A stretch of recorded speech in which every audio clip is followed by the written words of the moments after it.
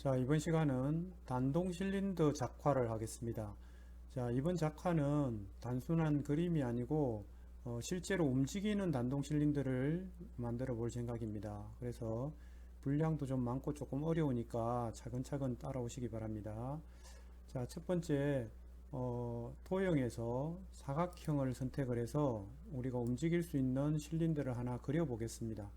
그래서 이렇게 사각형을 그리고 선 색깔을 검정색으로 해서 자, 내부는 채우지 않겠습니다. 이게 기본적인 틀이고, 자, 이걸 확대를 해서 다시 사각형을 그려 넣어서 우리가 구동되는 부분을 제가 지금부터 그려 볼게요. 자, 검정색 선 두께는 2대, 여기는 채움을 해서 정경색을 넣겠습니다. 그래서 이렇게 넣었고, 또 이제 우리가 길게 이렇게 또 있어야 되겠죠. 똑같은 형태로 글자 선 두께는 2로 해서 채우기를 넣어서 넣습니다. 그리고 마지막에 뒷부분도 우리가 하나 더 넣으면 좋겠죠. 자, 이렇게 하시고 이걸 전체 선택을 해서 가로 중간 맞춤, 가로 중심으로 맞춤을 눌러주시면 조금 더 정확하게 맞출 수가 있습니다. 자, 그 다음에 직선을 선택하셔서 우리가 단동 실린더 같은 경우에는 실제로 내부에 스프링이 있습니다. 그래서 스프링 모양으로 하나 그려 보겠습니다. 이거는 뭐 꼼꼼하게 그리셔도 되는데 그냥 저는 대충 하겠습니다. 컨트롤 키 누르고 선택을 해서 다시 컨트롤 키 누르고 드래그 하면 이렇게 복사해서 붙여넣기가 되니까, 자, 이렇게 하시면 조금 편하게 여러분이 사용하실 수가 있습니다. 자, 조금 올라가서 조금만 내릴게요. 자, 이렇게 했고, 이제 우리가 실린더 같은 경우 후진 상태일 때 또 전진 상태일 때를 나타내주는 램프가 들어갑니다. 그래서 비트 부품에 죄송합니다. 비트 부품이 아니고, 자, 비트 램프에 후진 상태일 때 우리가 디바이스 명을 P02로 할게요. P02로 하고 그 다음에 컨트롤 키 누르고 그대로 드래그해서 전진 상태일 때는 P03으로 하겠습니다. 자, 이거는 센서의 일종입니다. 센서라서 출력이 아니라 입력으로 이렇게 비트 램프지만 입력 디바이스명으로 사용을 했습니다. 자, 그리고 이제 중요한 부분입니다. 자, 우리가 실제로 얘가 구동을 할 건데 구동되는 부분은 우리가 음영을 넣은 이 부분이죠. 그래서 얘가 움직이는 부분을 만들 건데, 움직이는 거는 여기서 보시면 비트 부품이라는 메뉴가 있어요. 비트 부품을 클릭을 해서, 자, 이동 행태는 직선입니다. 우리가 실린더가 직선 왕복 운동을 하니까 확인하시고, 실제 움직이는 거의 왼쪽 위, 이거는 뭐 바꾸셔도 되는데 왼쪽 위를 클릭을 하시고 Shift 키 누르면 직선이 나오거든요. 어디까지, 자, 어디까지 움직이게 할 거냐, 그걸 지금 여기서 보여주고 있습니다. 그래서 우리가 움직이게 하려고 하는 위치를 잡으면 되는데, 이것도 나중에 변경 가능하니까, 수정 가능하니까 대충 이렇게 잡으시고, 자, P22, 자, 출력 디바이스 명이 P22일 때 움직여라. 그 다음에 보조화면, 움직이는 보조화면, 제가 지금 그걸 먼저 해야 되는데, 보조화면을 1번 보조화면이 움직이게 해라. 맞춤은 왼쪽 위. 조금 전에 우리가 움직이는 거에 왼쪽 위에서부터 시작해서 선을 그었죠. 그래서 왼쪽 위고, 위치 디바이스 명이라는 게 처음 나옵니다. 자, 위치 디바이스 명은 HW00으로 하겠습니다. 자, 그 다음에 최대값은 100으로 하겠습니다. 자, 이 부분은 무슨 의미를 가지냐.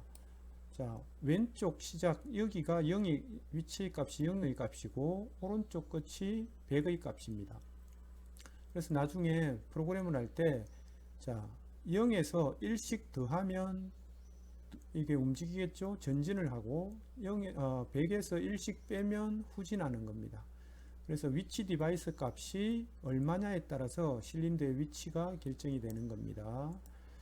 자, 이렇게 해서 확인하시고, 보조 화면, 자, 화면, 프로젝트의 화면이 안 보이면 보기에서 화면 창을 누르시면 됩니다.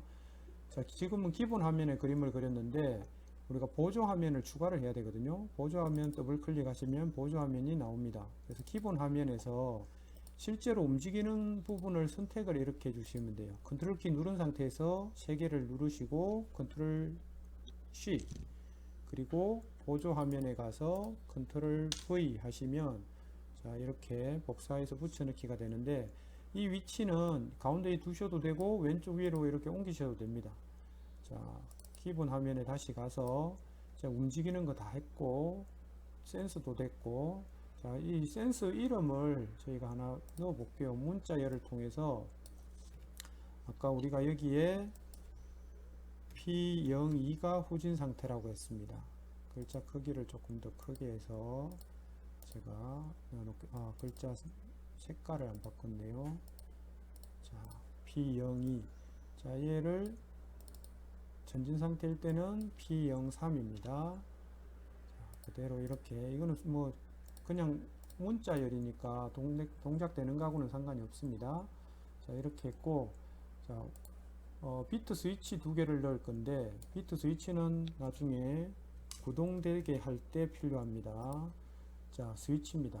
스위치인데 그동안에 P를 많이 썼는데 P0001은 실제로는 외부 입력, 결선을 통해서 들어오는 입력이고 우리가 터치 패널에서 쓰는 스위치나 입력 장치들은 디바이스 명을 M으로 사용합니다. 근데 M의 사용의 경우 M0001의 경우에 프로그램 할 때, PLC 프로그램 할 때 주로 많이 사용하니까 잘 사용하지 않는 높은 번호를 사용하시면 되고 저 같은 경우에 M100을 사용을 했습니다.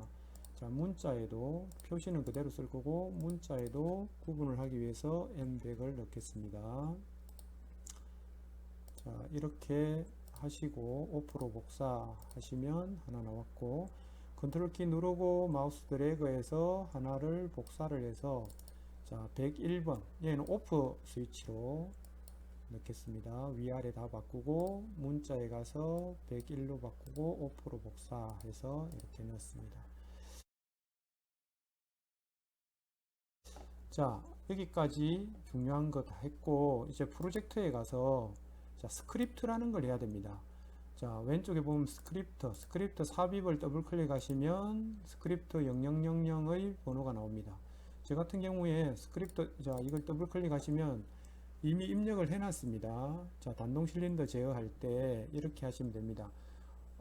제가 실수를 하나 했네요. 아까 여기에 자, 비트 부품 직선을 HW00이 아니고 위치 디바이스를 HW01로 이렇게 다시 수정할게요. 왜냐하면 스크립트 할 때 그렇게 했거든요. 자, 아까 제가 이 부분 확대해서 보면 비트 부품이 왼쪽이 0이고 위치 디바이스가 오른쪽이 100이라고 했습니다.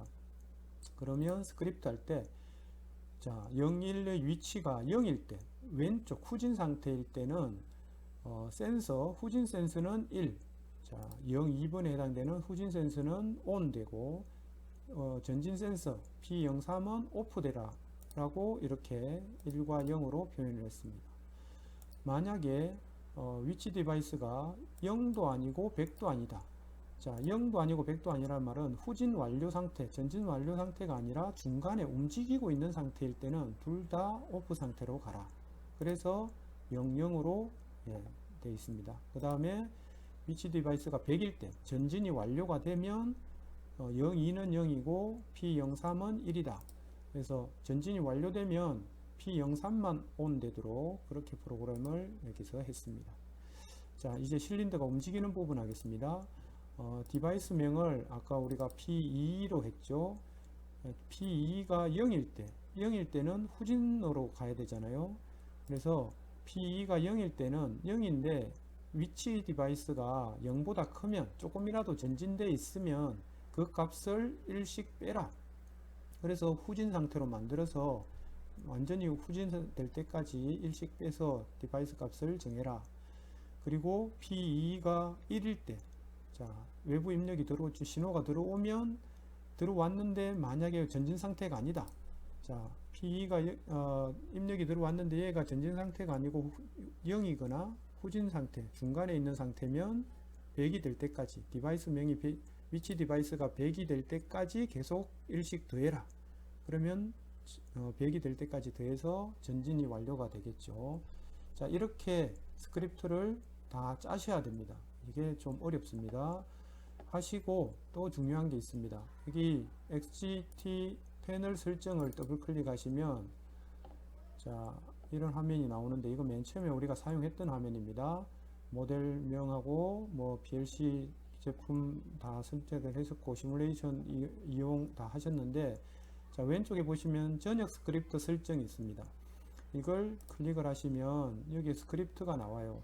그래서 조금 전에 우리가 프로그램 했던 스크립트 0000을 선택하시고 상승 엣지가 아니고 연속적 계속 해야 되니까 연속적으로 구동되도록 해라 해서 추가하시면 오른쪽에 이렇게 들어가요.